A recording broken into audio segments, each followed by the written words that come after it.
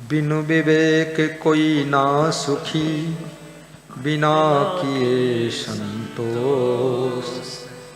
सबको देखो हाल यह, पढ़े अपढ़ मन कोश।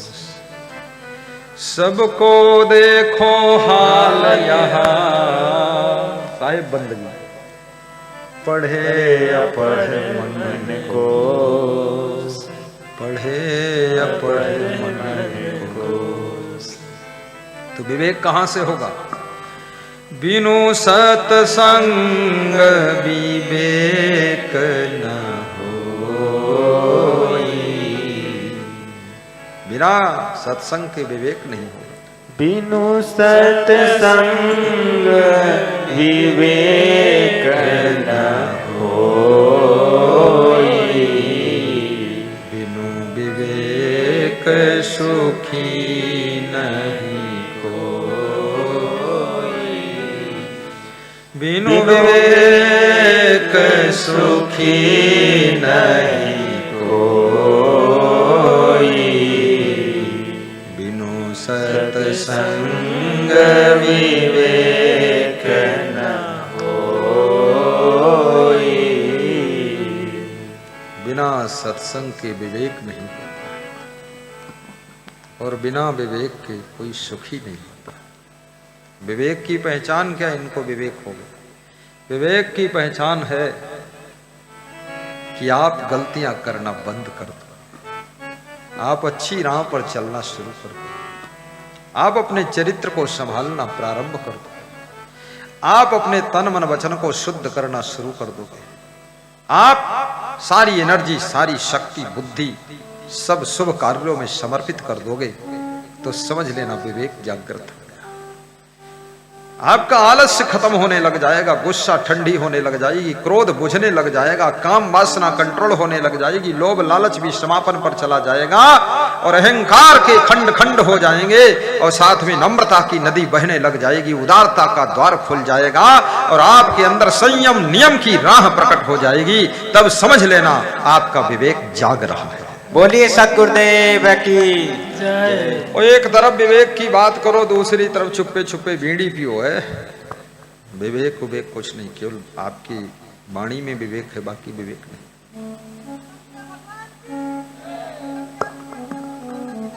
जय हो, जय जय हो, जय हो, जय हो, जय हो, जय जय साहिब। ये भक्त भी कितना प्रेम है, वो मेरे आश्रम भी जानता है सब, कहां कहां बोल दिया है। धन्य हो प्रभु, क्या नाम है, कहां से आए हो? सुनील कुमार, त्रिपुरा। ये त्रिपुरा तो एक प्रदेश भी है, हैं?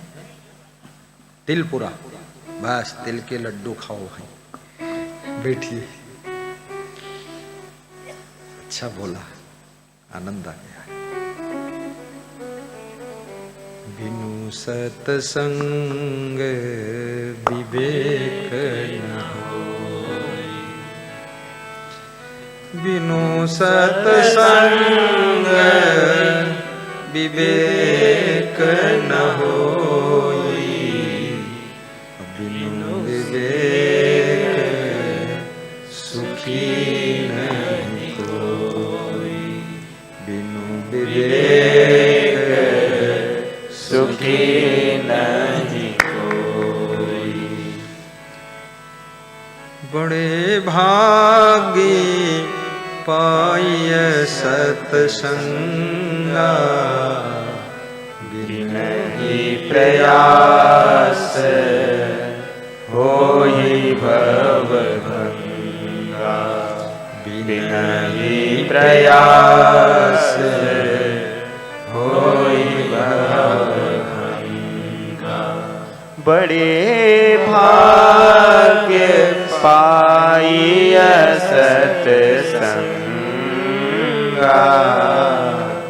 बिनहि प्रयास होई भव भंगा। बिनहि प्रयास हो ही भव भंगा, बिनहि प्रयास हो ही भव भंगा। बड़े भाग्य मानुष तन पावा, संतों की जय हो, दुर्लभ गायकों की जय हो। ग्रंथन गावा, साधन धाम मोक्ष कर द्वारा, पाए न जहि पर लोक समारा, पाए न जहि पर लोक समारा, पाए न जहि पर लोक समारा। सत्संग की बड़ी महिमा है। सत्संग श्रवण करने की बड़ी सुविधा है। घर घर में मोबाइल है। छत्तीसगढ़ के एक भक्त का फोन आया तो उसने बताया कि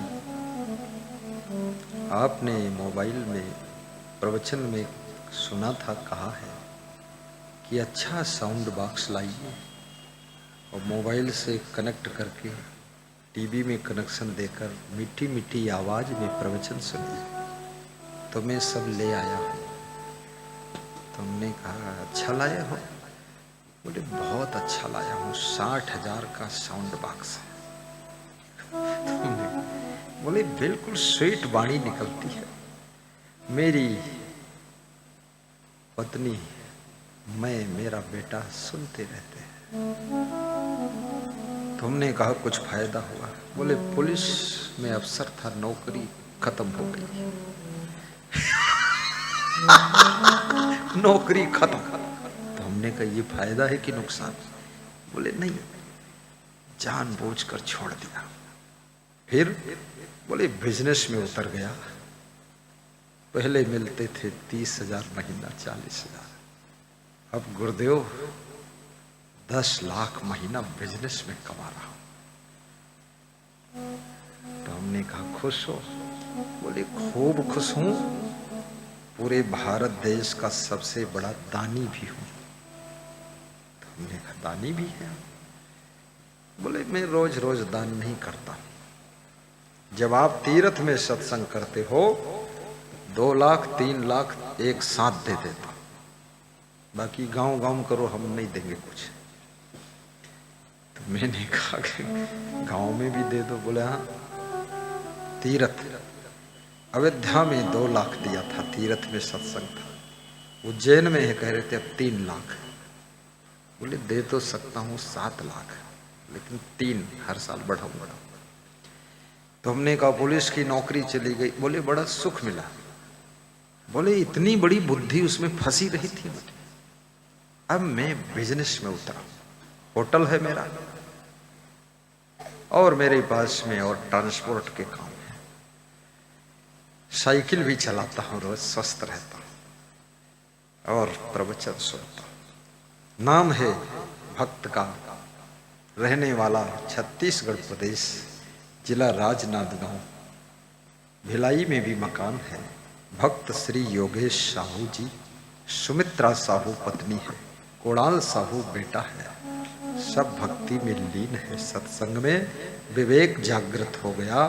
सारी बुराइयां ऐसे पीछे छूट गई जैसे सांप की क्योंचली पकने के बाद पीछे छूट जाती है, सांप आगे निकल जाता है। ऐसे याद रखना, जब विवेक आपका परिपक्व हो जाएगा तो बुराइयों की क्योंचली पीछे छूट जाएगी और तुम उन बुराइयों के चंगुल से बाहर हो जाओगे और जिंदगी धन्य हो जाएगी।